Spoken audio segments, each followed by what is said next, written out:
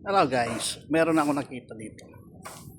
Ito yung ininom ko, linalaga ko to. Mabisang gamot sa gout, tsaka pababa ng uric acid. Ito siya.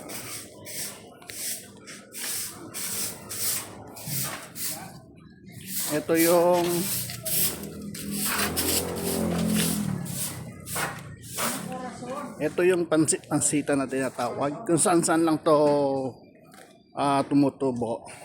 Mabisang gamot to sa gout at saka pababa ng uric acid. Ang ginagawa nito, linalaga to tapos inumin mo. Yung iba ginagawang ensalada, ihalo mo siya sa pako, ganon, gawin mo siyang ensalada, o pwede mo siyang gawing kainin na diretso. Mabisa to, promise. Ito yung ininom ko o kaya kinakain para mawala yung gout ko. Yan. Sana makatulong.